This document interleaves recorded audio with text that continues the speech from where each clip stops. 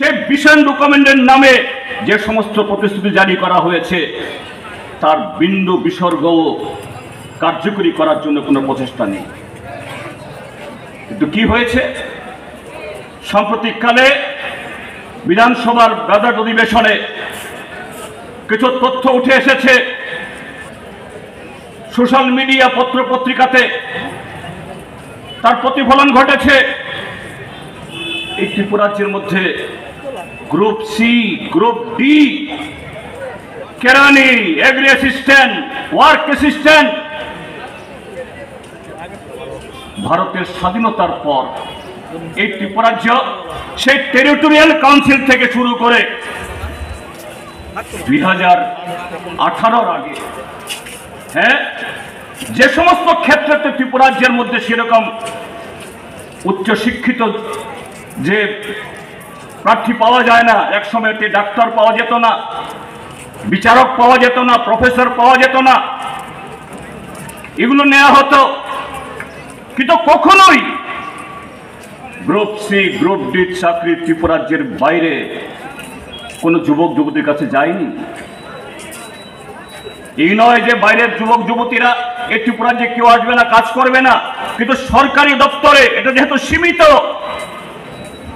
কিন্তু দেখা গেল শুধু একটা দপ্তর, কৃষি দপ্তর, সেখানে ডজন ডজন চাকরি পশ্চিম বাংলার কোনো একটা জেলা, দুইটা জেলাতে ছিটে ফোটা, বিহার এবং আসামে এই ত্রিপুরা রাজ্যে লক্ষ লক্ষ যুবক যুবতী যারা এমপ্লয়মেন্ট এক্সচেঞ্জের নাম লিখিয়ে বারে বারে ইন্টারভিউ দিয়ে সরকারকে হাজার হাজার টাকা ফি দিয়ে, যা আগে ছিল না,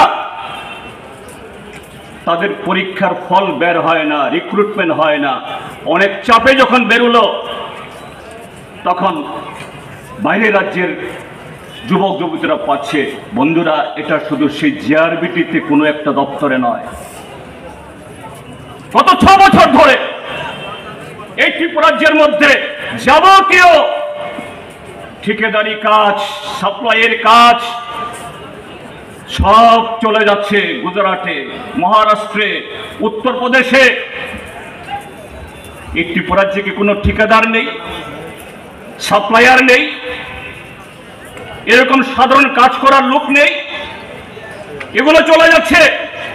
বামপন্থী ফান সরকার বহু চেষ্টা করে আমাদের ত্রিপুরা রাজ্যের যে বনায়নকে আরো শক্তিশালী করার জন্য, তার মাধ্যমে আমাদের জীবিকাকে আরো সমৃদ্ধ করার জন্য জাইকা প্রজেক্ট এবং ইন্দো জার্মান প্রজেক্ট করে কয়েক হাজার কোটি টাকা বামপন্থী ফ্রন্ট সরকার থাকার সময়তে সফলভাবে রূপায়ণ করার পর নতুনভাবে আবার দ্বিতীয় কিস্তির প্রজেক্ট এসছে কয়েক হাজার কোটি টাকা।